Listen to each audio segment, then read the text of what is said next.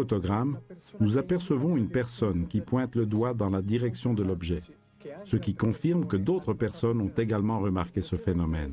Ce film est particulièrement intéressant, car il présente non seulement l'OVNI, mais également plusieurs points de repère avec la Terre, tels que les constructions du zoo et l'arbre derrière lequel on distingue clairement, à la fin du film, l'objet et son halo rougeâtre, dû à l'énergie électromagnétique qui le déplace. De nombreuses hypothèses existent sur le phénomène OVNI. La plus connue est sans aucun doute celle des extraterrestres, selon laquelle les objets volants non identifiés seraient des astronefs provenant d'autres mondes.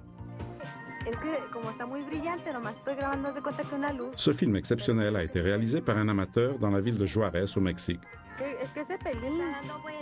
Les séquences furent tout d'abord saisies par les autorités. Ce n'est qu'aujourd'hui seulement qu'un groupe de journalistes a réussi à les récupérer et les ont rendus publics.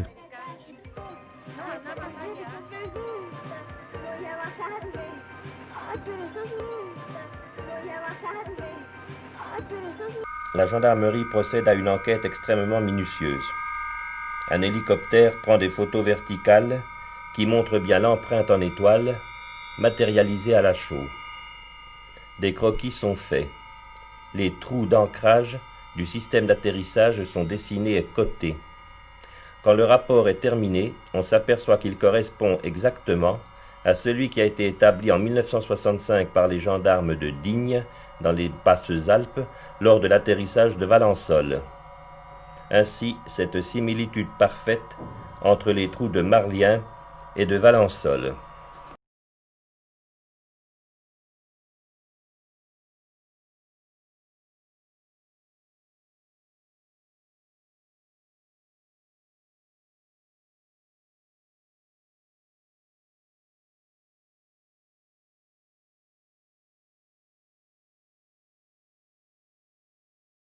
Les rapports officiels des autorités continuent à affirmer qu'il n'existe aucune preuve en mesure de confirmer de manière irréfutable toutes les thèses sur les visiteurs de l'espace.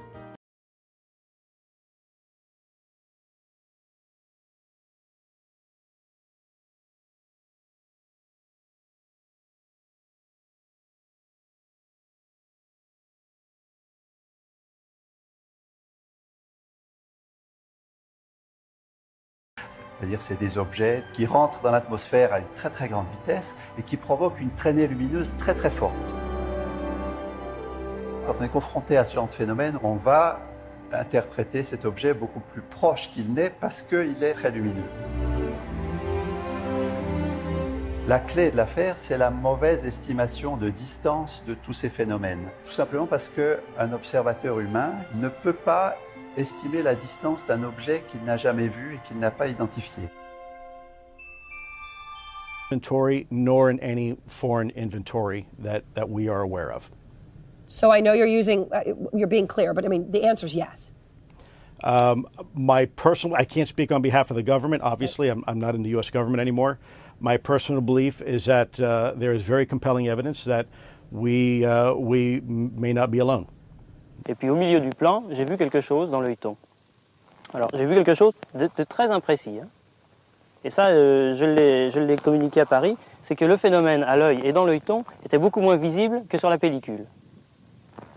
Quand on a reçu la pellicule 5 ou 6 jours après, j'étais très surpris de voir que... Est-ce que ça faisait du bruit Non, pas du tout.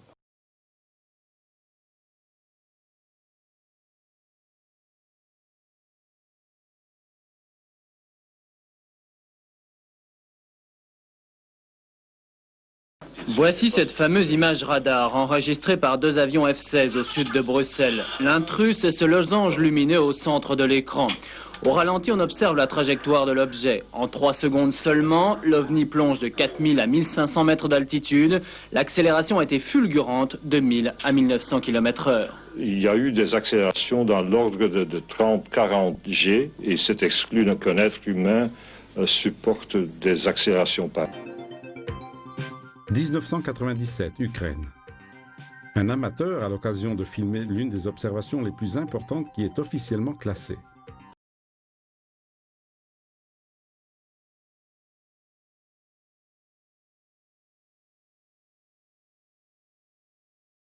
observation d'OVNI, objet volant non identifié.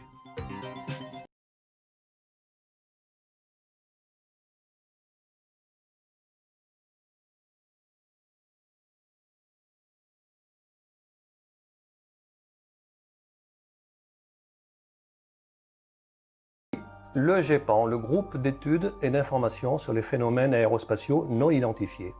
Et comme vous le voyez, les témoins nous transmettent leur extraordinaire d'un jour, avec toute l'émotion qui va avec. Et notre travail, c'est donc d'expliquer, quand on peut, cet extraordinaire.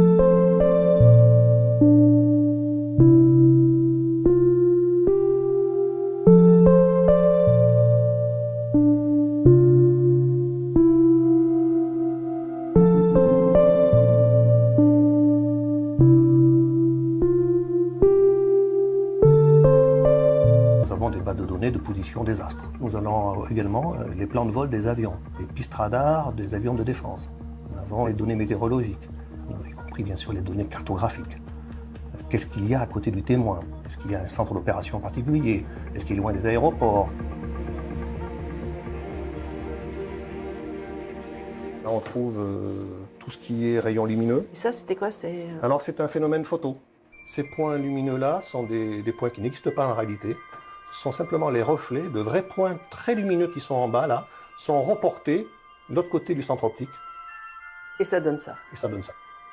Et ça? Ce sont des nuées de ce qu'on appelle un soleil noir ici. C'est probablement des nuées d'insectes.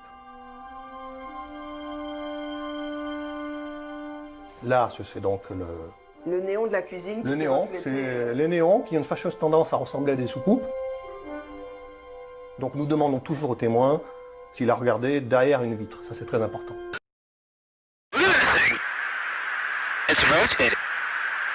Images of that rotating thing captured by U.S. Navy aircraft, sensors locking in on the target.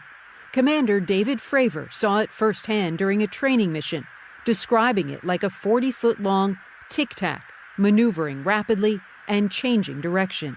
As we both looked out the right side of our airplane, we saw a disturbance in the water and a white object, oblong, pointing north. The object was first sighted in 2004, then similar objects again in 2015. There's a whole fleet of them. Look on the ASA. My gosh. They're all going against the wind. The wind's 120 knots from the west. Look at that thing, dude. This was extremely abrupt, like a ping pong ball bouncing off a wall. The ability to hover over the water and then start a vertical climb from basically zero up towards about 12,000 feet and then accelerate in less than 2 seconds and disappear is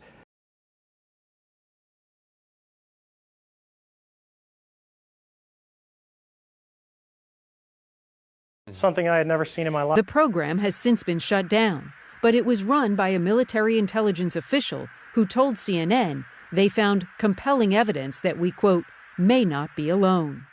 My personal belief is that there is very compelling evidence that we may not be alone.